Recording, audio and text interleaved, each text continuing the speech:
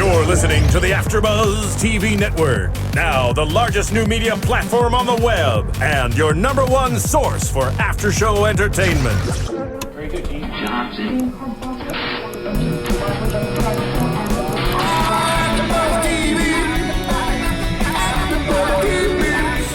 The Afterbuzz Studios in Los Angeles, California. Presented by Maria Menounos and streaming live thanks to Akamai Technologies. This is Afterbuzz TV's Beauty and the Beast After Show. We'll break down tonight's episode and get you all the latest news and gossip. And now, another post-game wrap-up show for your favorite TV show. It's Afterbuzz TV's Beauty and the Beast After Show. Hey, BCs, welcome to AfterBuzz TV as we're ringing in the end of Season 2 with only 2 more episodes to go, starting with tonight's Operation Fake Date.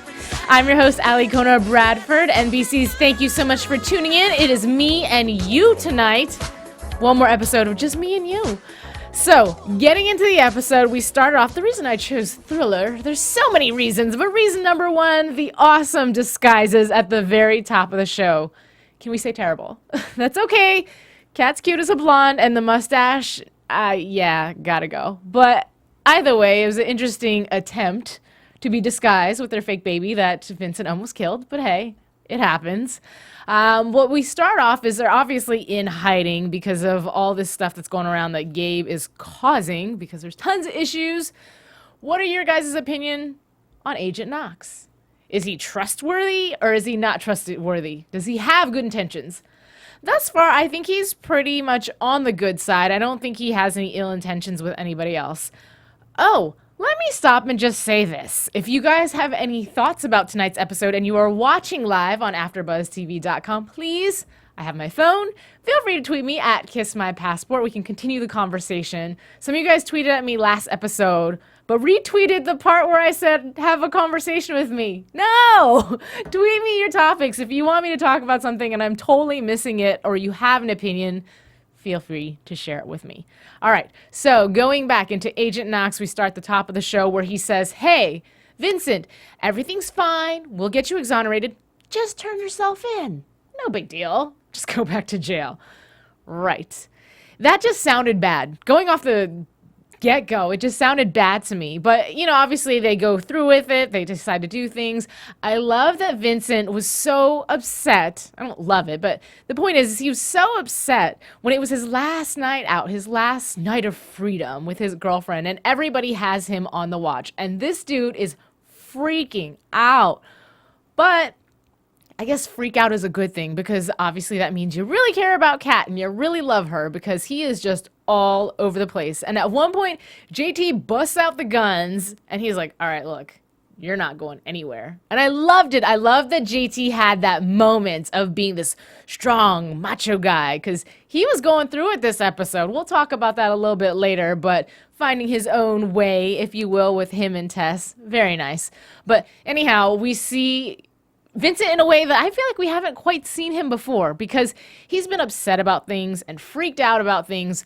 But now that it involves Cat, which is obviously his one precious thing, it's the one thing that he holds on to that matters to him the most. So of course he's going to freak out, right? I don't know. He was a little bit much for me to handle.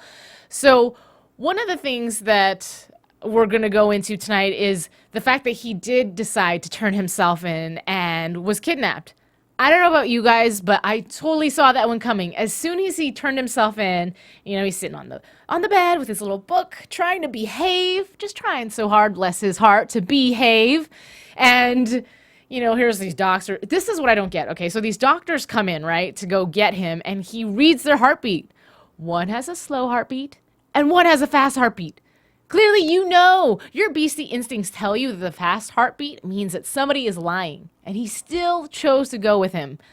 I'm a little bit confused as to why that happened, but either way, he's going about his business, running all these tests, this, that, and whatever, and Gabe is behind all this nonsense, and did anybody else want to slap him?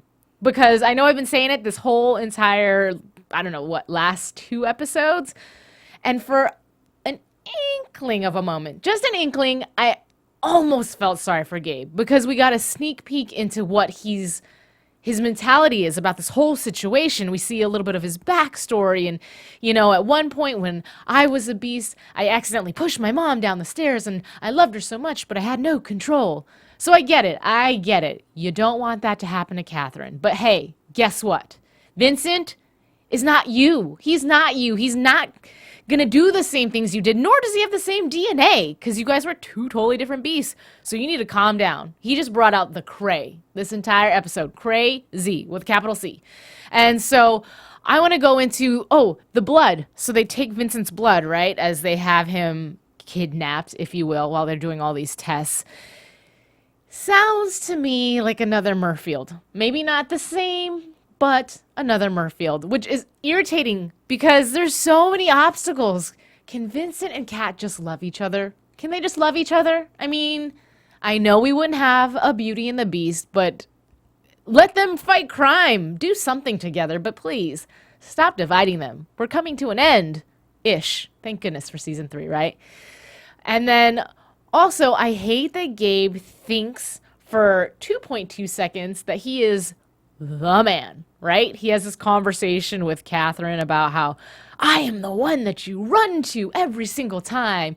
I am your safe haven. Shut up. What are you on right now? That's what I want to know. Like, you are so delusional.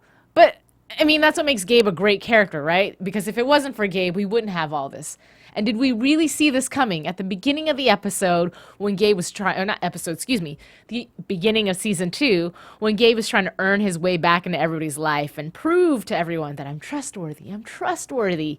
And then he goes this ape wall direction. Did you guys see it coming? Because I did a little bit, but I wanted to believe him. I wanted to believe him so bad. Which brings me to my next topic. The date. The date that him and Catherine had. First of all, more craziness because you really thought Catherine was going to go on a date with you? You had her sister kidnapped. You've been trying to pretty much get rid of anything possible to the love of her life. And you think you have a chance with her. Right. That's all I have to say about him. So either way, we had that moment, right? They went on their little cake date. Sweet, cute, innocent. He shares his little backstory. And Cat bought it. I don't know about you guys, but I think that Cat actually bought it for a second and slightly felt sorry for him. So then when they have this weird, awkward kiss goodnight, why would you do that? If you're Catherine, I get you're in a weird position and you're trying to play your angles. And Catherine even upset me a little bit because I thought she should know better. You're getting involved with Gabe and you're trying to do this single-handedly because you think the power of the I won't say it, but you know what I'm thinking. You think because you have that over Gabe and he's in love with you that the plan is just going to go in your direction. And us being beasties and being familiar with the show, we know that's not the case. So going back to the kiss, A, should not have let it happen. You know Vince was going to get upset about that. And B, Gabe, why would you jump in after that long and trying to earn your way into someone's life? Even on a first date, you don't kiss the girl right away. So this is a reuniting date. Why did you kiss her? No. I rest my case. Done. Over that. Let's move on to Heather. Heather, I get she's having this moment where she's trying to get over, and I like that she admitted it too, she's trying to get over the fact that she was traumatized by this kidnapping. And so this whole party is all about her and this, that, and whatever. And she really disappointed me when it came down to it, and there was a moment with Nosy Beth, who we'll talk about next, needed to hear the truth. She needed to hear the truth, and that's all that Tess wanted, was for Heather to come clean and talk about the kidnapping so they can get rid of Beth. Because, Heather, you know Vincent's story. Now you know all the seriousness of the situation, and you had a tantrum moment where you didn't want to give the information you should have just so you can throw a tantrum. This is my party, and blah, blah, blah. Honey, you have strippers and penises all around you, and you are really upset right now. Again, I get it. I'm glad that they explained that to us. The reason she's doing it is just to get her mind off of things, and she went about it the wrong way, and she didn't want to be lonely. Do we feel sad for her? A little bit. Gotta be understanding. I'm so stuck on the storyline that it upsets me, but I understand. Now going back to Beth. Honey, she got what she deserved. Just kidding. She didn't deserve all that. But Beth really did upset me this episode because she didn't know when to turn off. In my notes, I think I had written down too, she's always on. Leave the reporter behind, because you need to learn how to separate friendship from work. And for her to be taking information from Gabe, who she does not know that well, and to go against everything that Cat, who is supposedly a childhood friend, and knows into her business and try to figure things out. And it really angered me that she started throwing things at them like, oh, well, I know this, and I know that, and I know about DNA, and blasey, blasey, blasey. And Tess even called her on it, and she said, Gabe, is that your source? Like, this crazy individual? And they have to spend the whole episode convincing her that he's crazy. And what happens? Well, we'll save that for later. That's like the highlight. Sadly, that's the highlight of the show, if you will, like the big moment. So we'll leave that till the very end. But going back to the whole Heather situation and the Beth situation and this party. And first of all, who invited Beth?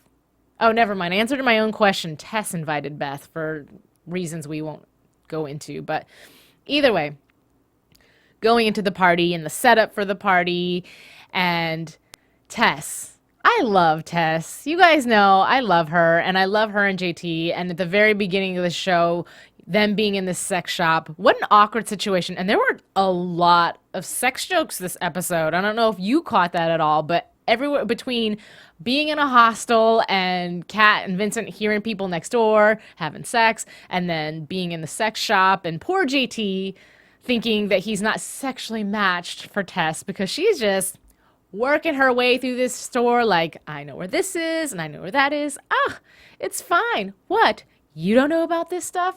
And JT's like, uh-oh. You know, and I love that he goes to Vince, and he's like, I got issues, man. Like, my girl, I think she's a freak, and I'm not, and blah, blah, blah. And then here comes Kat, and her issues are 10 times bigger, so he's just like, oh. All right, so never mind. But it was a reoccurring theme, so I thought it was cute. It was funny, and I love that he bought the handcuffs that were pink and foofy because he was trying to be edgy. Yeah, if it's not you, you probably shouldn't try it.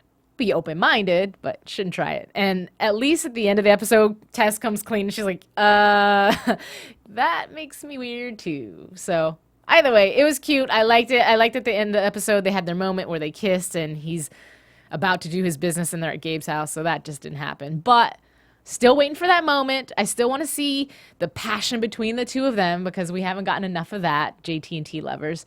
And also, let's see what else we can talk about tonight. You know, I'm on this show all by myself, so if you're watching on YouTube, it's me and you, eye to eye, but occasionally I look at my notes. You know, big episode, lots to talk about. The fake date we talked about is a complete disaster and a complete mess. And then the cake switch, I didn't get to talk about that. Am I surprised? No. However, it did make me feel bad for 2.2 seconds when Gabe was so smiley face on his way home in the car, like, yeah, I kissed the girl. She's going to give me another chance. And then as he's driving back, he looks in the box and they switched cakes.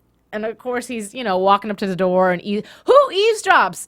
When you knock on someone's door, do you really listen at the door for as long as he did to get information and then knock? No, you just knock at the door. So that made me mad. Everything just fell apart. Everything. I got to all this talking, and I have random pictures from this episode. If you'd like to pull up a picture or two, that's totally okay. Maybe it'll give me more direction so I'm not all over the place. And you guys are slacking on the job. Where are my tweets, guys? Where are my tweets? Killing me, Smalls. This is from my top. We'll talk about this later. Maybe it's in the wrong order. No big. We'll get to pictures later. Yes. Let's talk about the whole issue with getting exonerated because maybe like 3/4 of the way through, we finally find out after all this that Benson gets exonerated. But here's the thing. Who exonerated him? It's the people that are doing tests on him that are cutting off his hair and taking blood and this, that, and whatever. And I'm trying to figure out, because when they wrote, we talked about when they wrote the final episode for season 2, they didn't know if there was going to be a season 3. So to introduce something so huge like another organization, yes, cliffhanger can lead us into episode 3, but that's so huge that it makes me wonder what is going to happen in the season finale. Obviously, a lot of big stuff, and I feel like it's going to fly at us really quickly just because they're wrapping all this stuff up. But what I didn't talk about is the fight scene between Cat and Gabe, which really wasn't between Cat and Gabe. It was just between Cat and Cat kicking Gabe's butt. I love strong women. I talk about it all the time, so it was great. But she lost control. Like, Gabe made her so mad, and ladies, I don't know about you, but I would be equally as mad if someone got that crazy to where he was starting to think that he is just the one, and he's creating all this drama for me, and she just socked it to him so hard that he was out, dead. And I don't know, that was a really interesting scene, because here comes Gabe. Here comes Vincent ready to kill Gabe, and Gabe's already knocked out on the ground, right? And he's like, "You did this?" And I almost felt like he was a little proud of his girl. Like, yeah, my girl could kick butt. I don't know. Maybe I read that completely wrong, and she's obviously so upset and bawling. And it made me wonder if she was upset and bawling because she may have killed somebody, but she's a cop, right? She's killed people before. Maybe not people that were former friends, but she has. And then I thought, is a piece of you upset because you do care about Gabe? Like, why? I'm confused as to why you're so upset. And then they revive the guy that's been trying to cause them all this trouble. And what do you get for being the good guy? Good things. But as we see at the end of the show, not so good things. Because if you would have left him dead, this drama would have been over.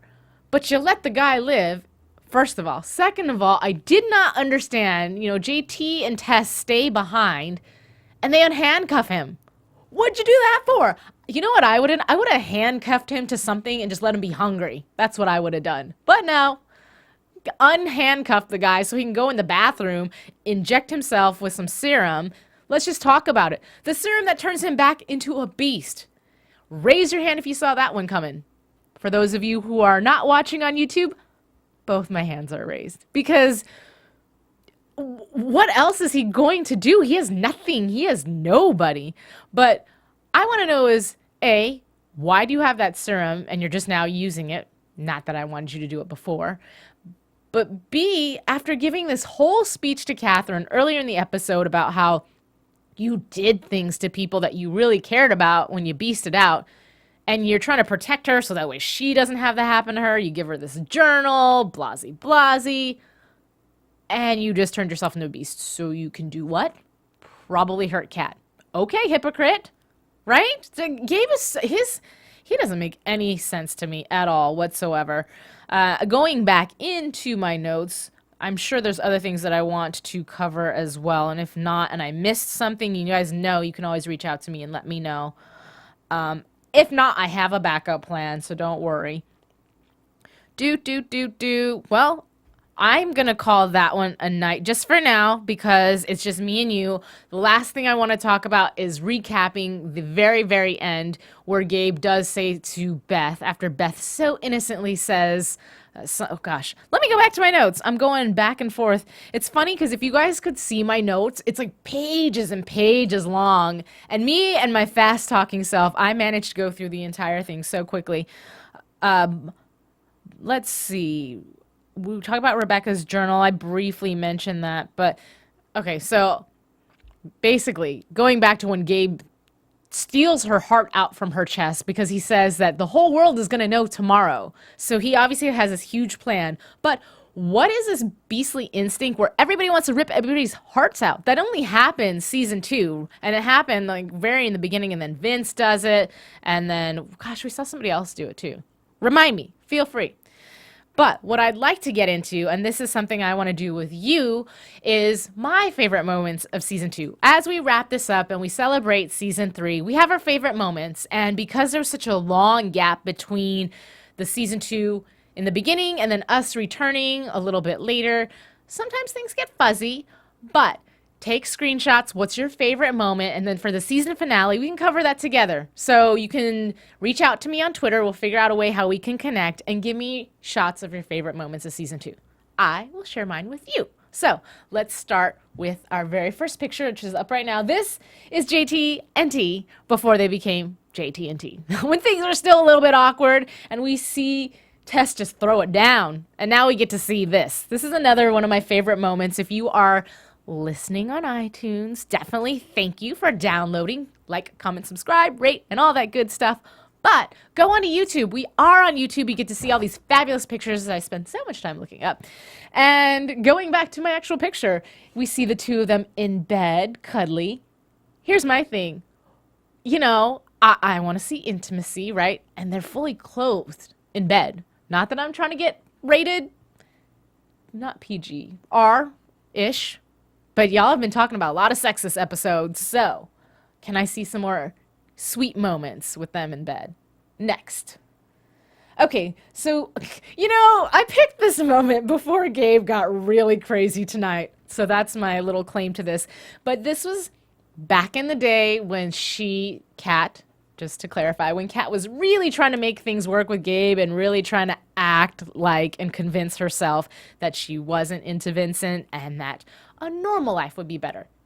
Honey, no life is better than a Vincent life. That's what I have to say. Going to our next picture. This is one of my favorite moments because this is the first time, you guys know the moment. I really don't have to recap, but I'll say it anyways. The first time she slept with Vincent after the whole memory loss thing, you know, let's try to be together again, and she got carried away, and this is the morning after. How many of you have woken up the morning after with this look on your face, feeling this way? Maybe not next to Jay Ryan because, you know, my face would not look like that if I woke up next to him. But I thought it was a really funny shot that they happened to catch of her. Next picture. Okay, so this was from tonight. So this is going into my tonight episodes. You know, it's funny. I saw this picture. This is a picture of Vincent while he's in the laboratory. And behind him is a TV screen of him. They're surveillancing him. But when I saw this, I thought, oh, Vincent's on a plane. Maybe he's going somewhere. Wait, there's another picture of Vincent behind him. Maybe they cloned him because my imagination was going crazy, but I was really wrong. Next picture. I do believe, oh, this is tonight's episode when she was talking to, it could have been Gabe or somebody else on the phone, but Vincent getting really worked up and upset about her trying to do this fake date. Next picture. Okay, so this is going into our season finale. So why don't I do my very brief news and gossip really quickly. Okay. Afterbuzz TV News. My news gossip. Okay, so Cat faces a tough decision. Beasties, I know you're dedicated. I know you've read these synopsises, but just going into season 2, let's just bring it up that Cat is on a search to thwart Gabe and finds her answer in unexpected places. The journal of her ancestor. So the journal comes up again. But then there's this big debate over whether or not she should kill Vincent so that way things can get better because it's the only way to say blah. No. And we already preluded to that in tonight's episode because she's reading about Alistair and about her Rebecca. That's what her ancestor's name is, Rebecca, and how she had to kill her beloved beast. That's not going to happen. I'm sorry. That's not going to happen. I mean, nice drama twist, but not going to happen. Also, news and gossip, I always like to give shout outs to other people that are doing cool stuff with the Beasties. So there is an interview. It's about 50 minutes-ish long, and it's Nina Lisandrello. I'm so sorry. I'm real great at messing up her name. She is doing an interview with, it's called EP365. But there are some really cute moments in there. She talks about her relationship with Tess and what she has in common with her. At the same time, there were moments apparently this season where she couldn't stand her, which is neat to hear, just because I think it's really neat to hear. All right, let's go into my predictions really quickly. And now, your Afterbuzz TV Predictions. Really quickly, I will say this. If you go on to, because I was researching Nina and her Facebook, it's really interesting because if you look at her photos, which obviously it's run by a fan, so thank you, but there's a lot of pictures of Vincent and Cat on there instead of her. A few of her, but a lot of Vincent and Cat. Anyway, just thought I'd bring that one up. So going into my predictions, I want to talk about what we think is going to happen. So let's bring up the picture that we just had up for next episode, called Deja Vu, which I finally figured out why it's called Deja Vu. I could be wrong, but hey, Deja Vu! Gabe is a beast again. Surprise! Okay, so picture number one. I don't know what's going on in this picture. All I know is that why am I doing that tonight? All I know is that Vincent is in a bathrobe and it is open and I get to see his abs and he is in Catherine's kitchen. So let's just hope it's happy times. Oh, weird. Okay, so this was one of my top 5 moments. Somehow it got mixed into my other pictures. No big deal. But this is Tom Everett Scott for those of you who are listening. And he's a great actor. Yeah, okay, his character didn't help the situation, but I love him as an actor and I love that he was introduced to the show. So that was back in my top 5 moments. Okay, next picture, please. Boop-a-doo. Oh, gosh, we are still going into my top. Okay, a little bit, mixing it up here. Remix. So this is a picture of Tori. You guys all know her. Love, hate, maybe, I don't know. But what I noticed in this picture, and I never noticed in the show, is can you see her grill? Holy cow. I know that beasts have crazy teeth, but hers are twacked hard. And I had to take a picture, and I had to show you guys. I know. Beautiful girl, just not when she's a beast. Do I have any more pictures? That's it. Okay, so I'm still in the prediction category. We have a lot that is going to happen. I feel like things will wrap up nicely in the sense to where Gabe is gone. We got to get rid of him. Let's kill him once and for all. I love Sentil, but honey, your character has lost his mind. He's out. Will Vincent be the one to kill him? He's trying to maintain his humanity. And tonight we actually got to see him beast out for 2.2 seconds, which I wanted to bring up. He's been so busy being so humanized because Cat wants him this way, blah, blah, blah. But how many times could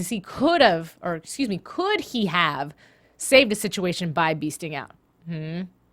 Anyhow, enough of that. I think that we will have a good JT and Tess moment and wrap everything up. Tonight is a rough night, guys. It's rough. But I think we're going to wrap everything up with a slight romantic note. We're going to have an end with Gabe. But the cliffhanger, because they wanted a cliffhanger, I think will be that medical research group. That will push us into season 3. So until next week for the big season finale, I am Alikona Bradford. Please connect with me on Twitter because I'd love to talk to you guys, and that's my job, right? So tweet at me at KissMyPassport. Let's talk some more and check out my website, alikonabradford.wix.com/television host. And if you like what you see, please hit like. Until then, goodbye. From executive producers Maria Menounos, Kevin Undergaro, Phil Svitek, and the entire Afterbuzz TV staff, we would like to thank you for listening to the Afterbuzz TV network. To watch or listen to other after shows and post comments or questions, be sure to visit AfterbuzzTV.com. I'm Sir Richard Wentworth, and this has been a presentation of Afterbuzz TV. Buzz you later. Check out Maria's book. The views expressed herein are those of the hosts only and do not necessarily reflect the views of AfterBuzz TV or its owners or principals.